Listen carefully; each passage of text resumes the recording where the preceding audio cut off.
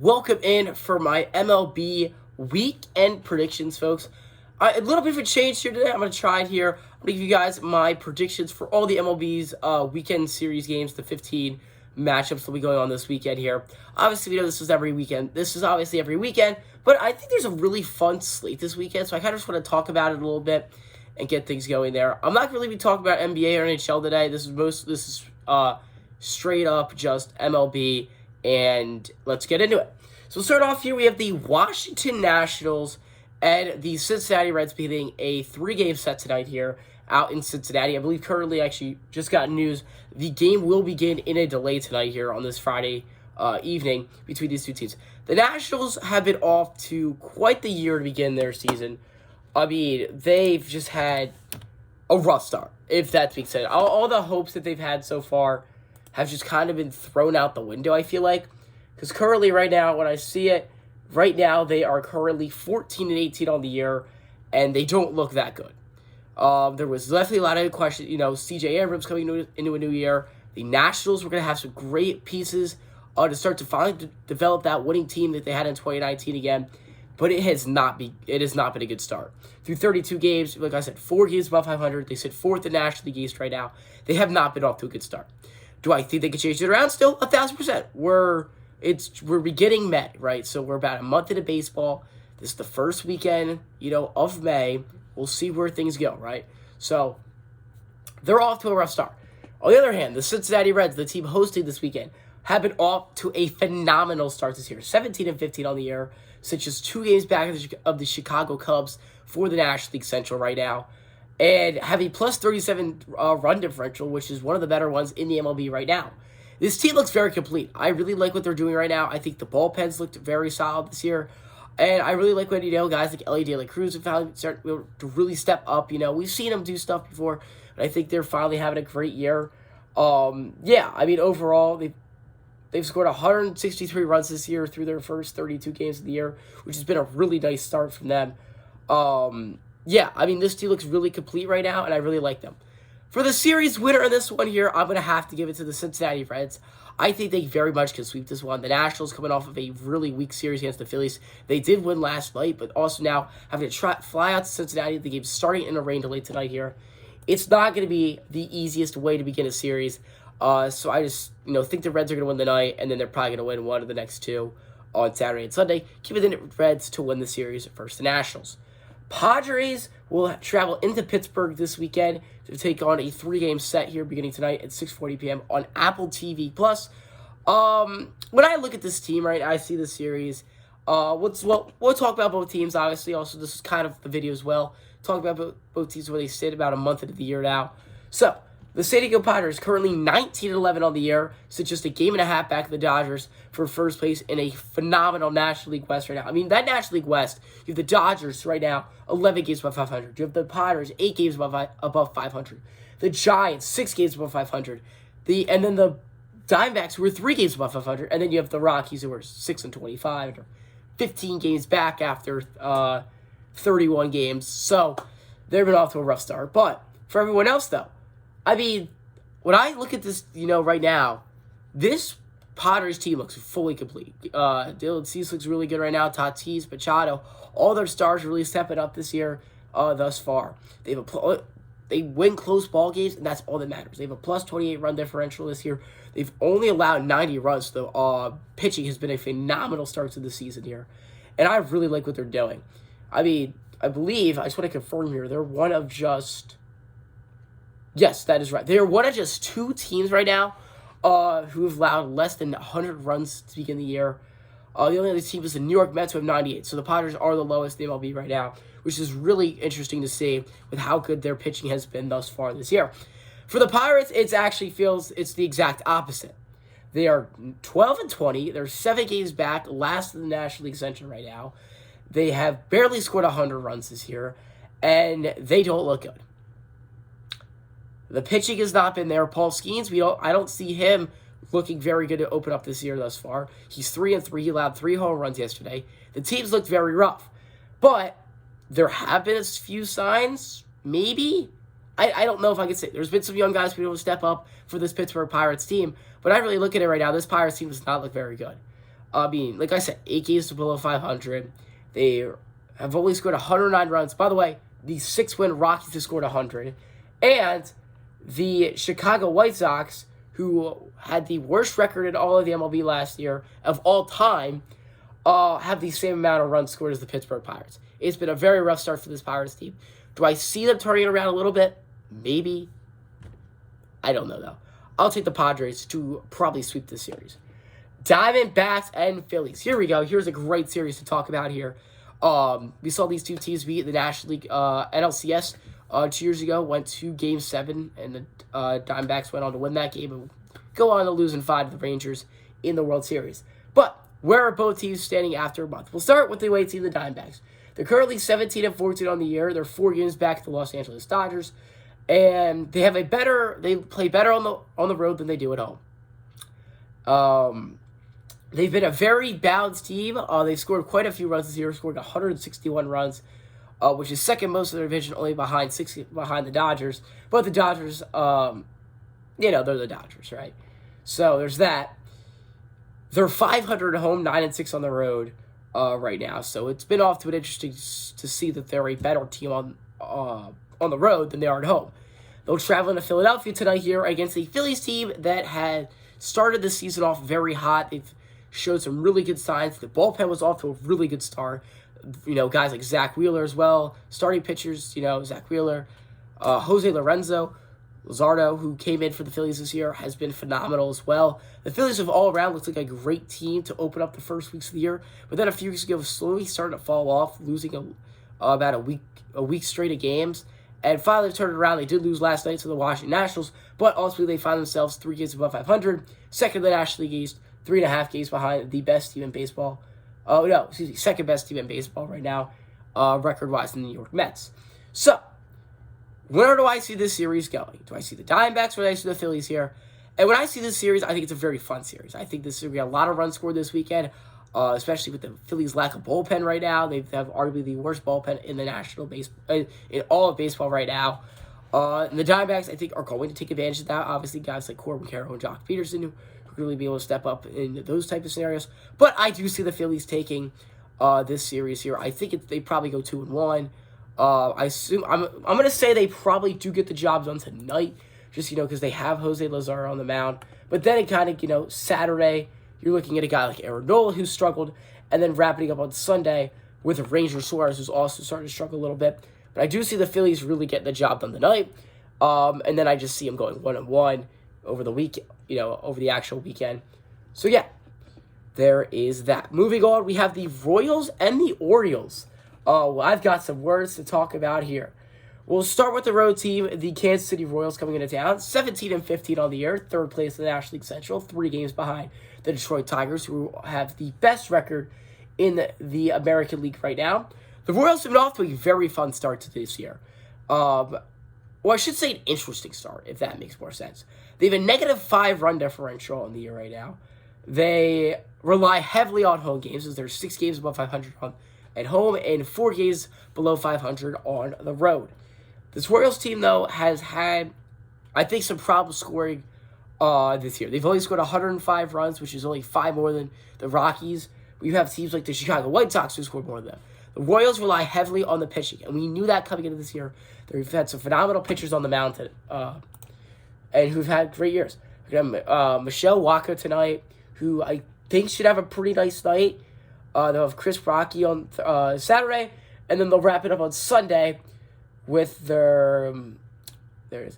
with Michael Lorenzo to wrap up their 3 this weekend. Now, here's the thing that I have to talk about, is the Baltimore Orioles have ultimately been the most... Actually, no, it's not an argument. I think it's the most disappointing team in the MLB through the first month of the year, with the amount of expectations that were putting out and the fact that they are 12-18, last in the American League, 5.5 games back the Yankees, and a negative 49 run differential.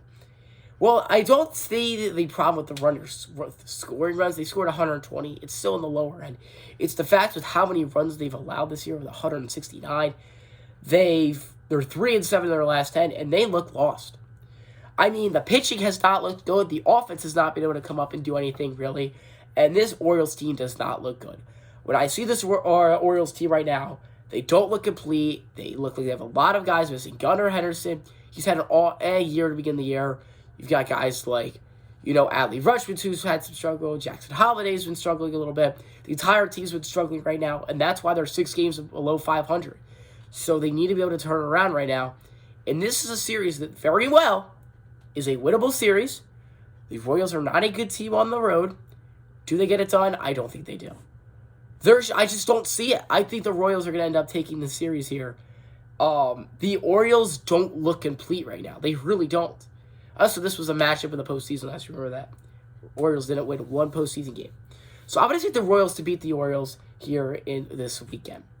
Rays and Yankees at American League East matchup tonight here in New York. We saw these teams meet a few weeks ago on Easter weekend down in Tampa Bay, where it was at the Yankees minor league stadium. Yeah, I know, it's the weird thing that happened.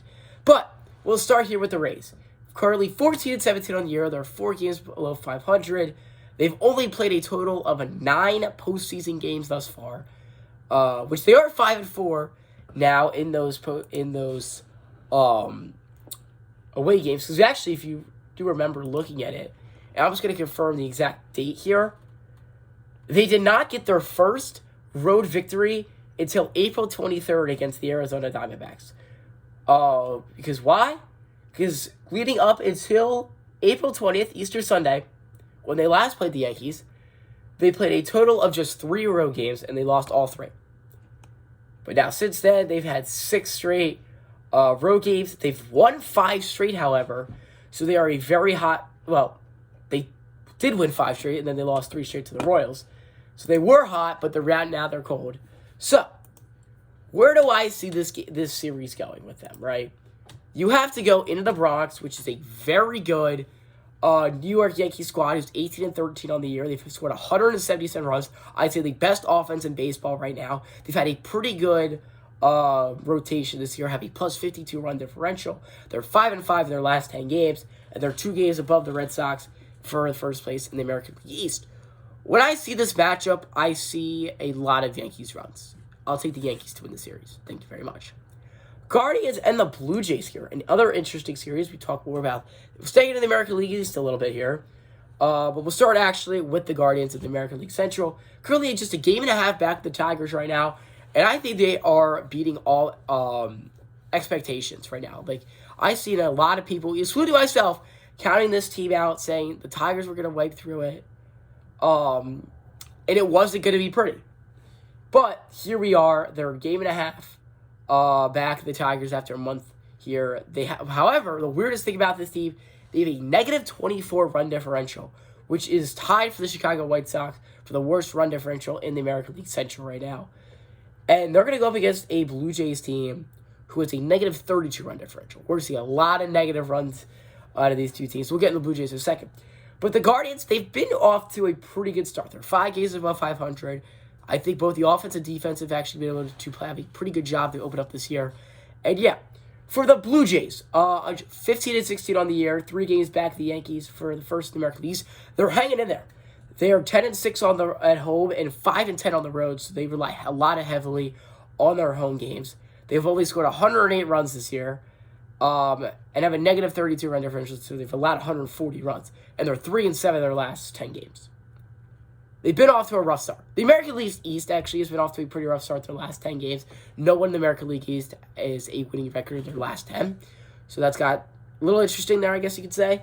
But overall, when I look at this, I just see a Guardians series win. Also, real quick, I was just looking at the 10 games. I don't know why I didn't notice this when I was talking about the Royals earlier, but they're 9-1 in their last 10. I thought that should just be addressed. But yeah. Next up, Twins and Red Sox. We're, again, the final team in the American League East we're going to talk about here. There's no more after this. But starting with the Twins here in the National League Central, or you could argue them as... But I would say the Orioles are still the more disappointing team in their expectations than the Twins, but the Twins are right behind. 13-19 on the year. They're 7 games back. They have been absolutely awful on the road this year with a 4-13 record. They're 9-6 at home. But the weirdest part about this team, is that they have a +4 run differential. And they're 6-4 in their last 10. So it started off really bad, but it is getting better. I guess. I don't know how to talk about this here. The Twins haven't been good, right? But when you look at the stats, you take out the away record and their actual record, and everything they look like a pretty good team, but they're not. They've been off to a really rough start. The Boston Red Sox this year, they're 17-16, just 2 games back the New York Yankees right now with a +14 run differential. They've looked pretty good this year, so I'll take the Red Sox to win this series. Now we have a really weird series to talk about here. We have the Athletics and the Mariners here. Athletics, Mariners. The Athletics have actually, I would say, been one of the more surprising teams to open up this season right now. Currently sitting at 17-15 on the year. They have a -25 run differential, but they're 7-3 in their last 10. They're away. Another thing here, they are 5 games better on the road than they are at home. So I think that's going to factor into the series this weekend against the Marlins. The Marlins, on the other hand, have been atrocious this year. 12-19. They have a -51 run differential. They've lost 5 straight games. They're barely 500 at home, and they've allowed 186 runs. Wow. Give me the ace to sweep. Moving on. Dodgers, Braves. Here's a series. We saw these teams already meet once this year, and the Dodgers swept it, that series. And now we shift it into Atlanta. They met in LA. Now we're in Atlanta. The Dodgers on the year, 21-10, 15-3 at home, 6-7. 6-7 on the road. They've been a very shaky team on the road this year. They really have. And when I look at this Dodgers team, I don't see weaknesses, right? The entire lineup is like $1 trillion. But there's definitely issues, right? They're below 500 on the road, and you have to go and play in a Braves team that is now only 2 games below 500. I'll get into that, why I think they're very disappointing. And has 8-3 at home now. It's going to be a series, right? It's going to be a series. But when I see it, though, I can't pick against the Dodgers here. For the Braves, I'm going to quickly tell you why they're not a disappointing team. They started the year off as the worst team in the MLB. I believe it was 0-7. And now, since then,